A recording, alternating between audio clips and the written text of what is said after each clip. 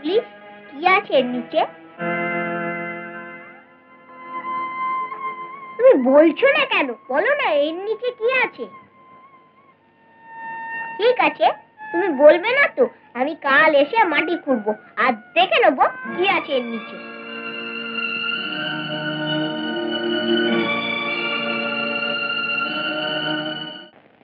এটাকে চিনতে পারছো?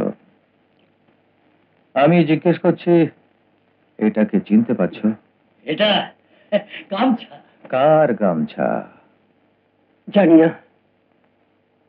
জানো না? জানো না? জানো না? এবার নয়তো এ গামছা তোমাদের ফাঁসির ফান্দা হয়ে যাবে। বলো,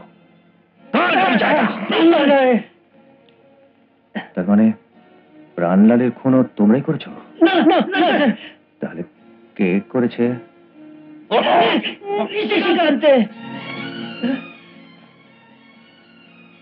নিশিকান্ত? ওই গুলি চালিয়েছিল। আমরা তো শুধু লাশ কালী জঙ্গলে গেড়ে দিয়েছি। সেলিম। Yes sir. কালকে আমরা এসপি সাহেবের কাছে যাব, ওনার সামনে এই দুজনকে দিয়ে কবর খোঁড়াবো, আর প্রাণলালের লাশ বের করে নিশিকা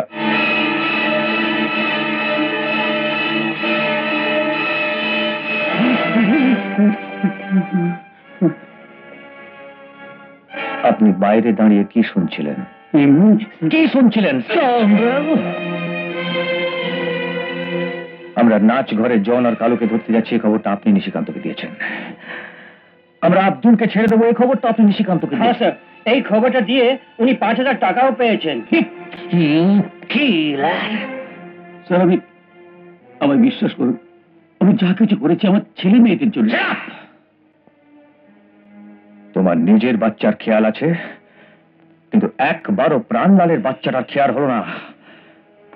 যে দুমুঠো ভাতের জন্য সকাল সন্ধে সন্ধে সকাল এক বস্তি থেকে অন্য বস্তিতে ছুটে বেড়ায়, নিজে বাচ্চার বাপ হওয়া সত্ত্বেও আরেক বাচ্চার বাপের খুনির সাথে হাত কি করে মেলালে?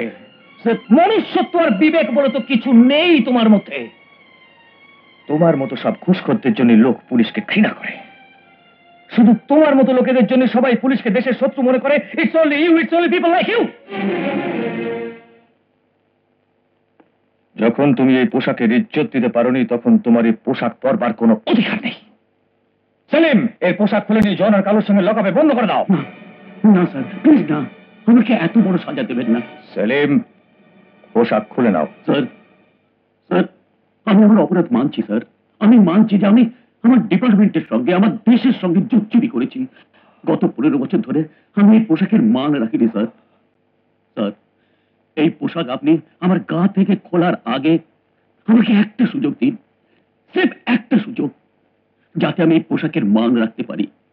তারপর আমি নিজের হাতে এই পোশাক খুলে আপনাকে দিয়ে দেব। Please sir, please. আর তারপর? তারপর স্যার আমাকে কলারটা ধরলো আর ওই ঘরে টেনে নিয়ে গেল, আর সেলিমকে বলল। কি বললো? কালু আর জনের সঙ্গে আমাকেও লকআপে পুরে দিতে। হিম্মতটা দেখুন ব্যাটার। মরণ পাখা গজিয়েছে দেখছি। কিন্তু আমার নামও অনুপ স্যার। কম করে 20 সাল আমি এই পুলিশে চাকরি করে আসছি। আবার কত অফিসার এই গোপের ফাঁক দিয়ে গলে গেল। আমিও চট করে ভুল পাল্টালাম। কি করলেন?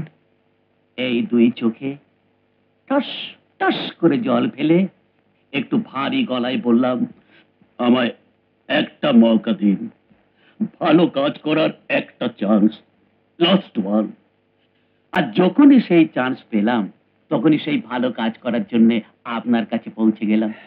সাবাস, সাবাস, সাবাস। আমি জানি স্যার, লোকে বলবে আমি পুলিশের লোক হয়ে পুলিশের সঙ্গে বেইমানি করেছি, কিন্তু স্যার আপনি আমার জন্য যা করেছেন আমি কি করে তা ভুলবো বলুন?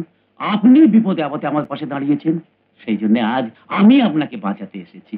দিন। না না স্যার, আজ এই টুপি এখানে থাকতে দিন।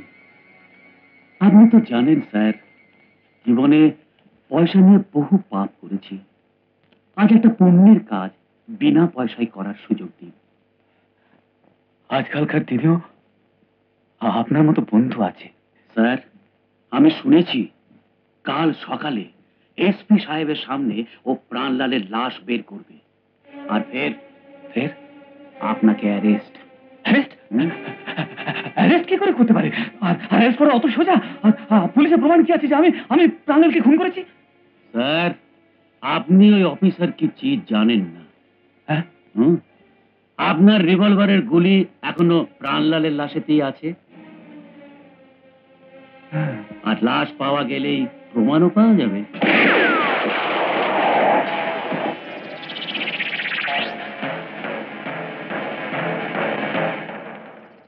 আর যদি লাশ না মেলে তো? উহ, আরে জলদি জলদি হাত চালা, জলদি। বুকের তল। আমি তো প্রাণলালকে গুলি মারার পর জন আর কালুকে বলেওছিলাম যে লাশটা টুকরো টুকরো করে নদীতে ভাসিয়ে দিতে, কিন্তু ওই শুয়োরের বাচ্চারা এই জঙ্গলে উঠে পুঁতে রেখে গেছে। জলদি ঘোড়ান হুজুর, ধরা পড়লে অফিসার আমাদের দুজনকে জানতো এই কবরেই কেড়ে দেবে। হ্যাঁ হ্যাঁ, আগে। আরে আর কতটা করবি রে? লাশটি পাতালে চলে গেছে। কে রে, কি দেখতে পাচ্ছিস নাকি? হুজুর, আপনি কি দেখতে পাচ্ছেন? কি? যা আমি দেখতে পাচ্ছি, ওই যে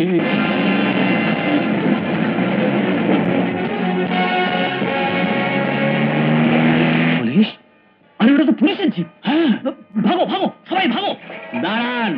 আরে কি দাঁড়াতে বলছেন, পালিয়ে আসুন।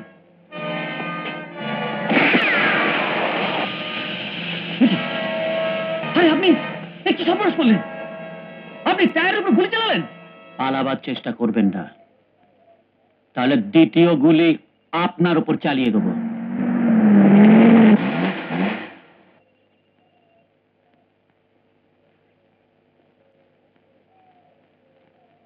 Well done mister Anup, well ডান।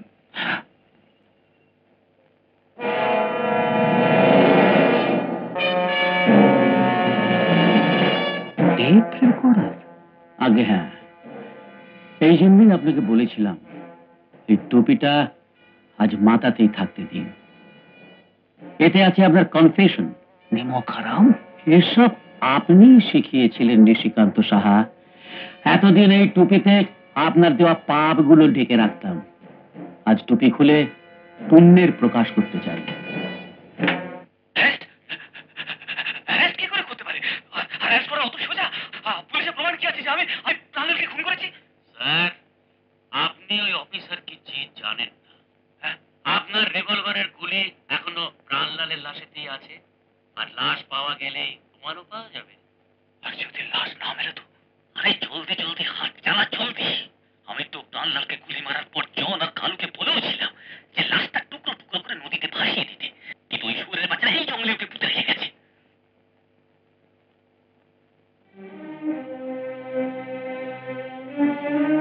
নিশিকান্ত সাহেব, আপনি নিজের আওয়াজ চিনতে পারলেন? সেদিন আমার বিদায় সম্মানের জন্য আপনার দুটো হাতই খোলা ছিল, তবু আপনি নিজে আসেননি। ওই চিঠি আর হার জিপে রেখেছিলেন এক বুঝদিলের মতো, কিন্তু আমি নিজে এসেছি। এখন আপনার হাত খোলা থাকবে না। সেলিম। Yes sir. পরিয়ে দাও হাত করিয়ে এই খুনির হাতে।